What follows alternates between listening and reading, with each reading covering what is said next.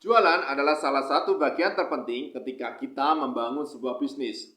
Tetapi kebanyakan dari kita tidak mengerti ilmu jualan dengan baik dan benar. Di video ini, kita akan bagikan tips jualan. Apa yang harus ditanyakan kepada konsumen. Simak video ini selengkapnya. Bismillahirrahmanirrahim. Bismillahirrahmanirrahim. Assalamualaikum warahmatullahi wabarakatuh. Jumpa lagi Sobat Pengusaha Muslim dimanapun Anda berada. Di kesempatan kali ini kita akan bagikan tips jualan apa yang harus ditanyakan kepada konsumen.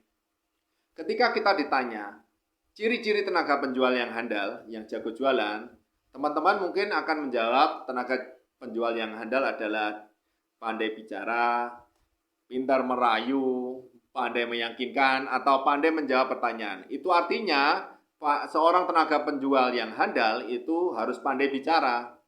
Ini memungkinkan orang-orang yang tenaga penjual ini mempersiapkan diri sebelum menghadapi konsumen. Dia harus mempersiapkan diri menjawab pertanyaan-pertanyaan yang sekiranya dilontarkan konsumen. Ini cara yang kurang 100% benar ya. Karena di rumus marketing sendiri, itu rumus jualan adalah problem, need, sama buy. Kita harus tahu problemnya, kemudian kita tahu kebutuhannya, baru kita memungkinkan untuk menawarkan produk yang kita punya dan memungkinkan untuk terjadi penjualan. Bagaimana cara menggali problem dari konsumen? Yaitu dengan cara banyak bertanya. Dengan detail kita bertanya, akhirnya kita tahu harapan, kemudian kebutuhan, kemudian keraguan. Ini dengan cara banyak bertanya, teman-teman mungkin bisa menggali fitur apa saja yang mereka butuhkan. Konsumen itu sebenarnya cari fitur apa sih? Kemudian manfaat apa saja yang mereka butuhkan. Jadi dari masalah mereka itu dia sebenarnya cari produk yang manfaatnya bisa menyelesaikan masalah A, B, C, D. Ada nggak produk Anda? Oh ada, kalau ini fit, insya Allah terjadi penjualan. Kemudian dana, mungkin bisa jadi dananya ya. Yang ketiga dana. Dananya saya budgetnya segini. Ada nggak produknya yang memungkinkan mencukupi dana yang saya punya? Kemudian manfaat atau motif ya. Motif atau ini beli produk ini tujuannya untuk apa ya? Untuk hadiah, untuk kenang-kenangan, atau untuk diberikan kepada orang lain gitu ya. Itu nanti akan beda cara penawaran kita. Kemudian kendala yang kelima ada kendala mungkin dia mempunyai pengalaman kalau jualan di online itu memungkinkan penipuan. Saya dulu pernah beli online transfer tapi barang tidak dikirim. Teman-teman bisa tawarkan program COD. Kita ada program COD Pak Bu.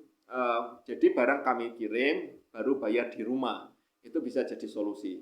Kemudian keraguan-keraguan apalagi yang mereka punya ya. Mungkin saya butuh produk ini tapi saya belum ada uang. Jadi ragu-ragu untuk bertransaksi kali ini.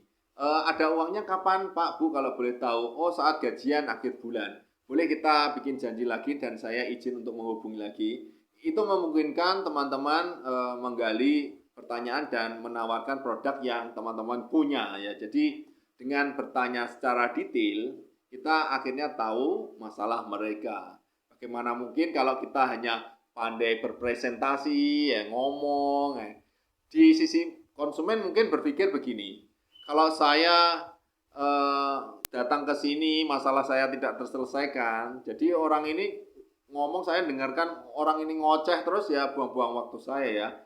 Kemungkinan tidak terjadi penjualan karena kebutuhan mereka tidak terselesaikan dengan bertemu dengan teman-teman ya.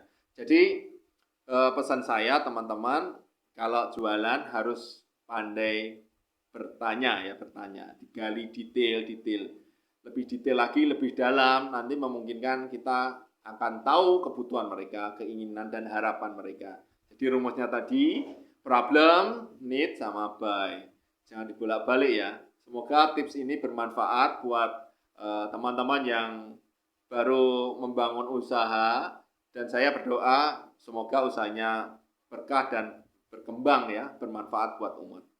Sampai jumpa di tips-tips kami selanjutnya. Jangan lupa like, comment, share, dan subscribe ya. Ketemu lagi insya Allah. Assalamualaikum warahmatullahi wabarakatuh.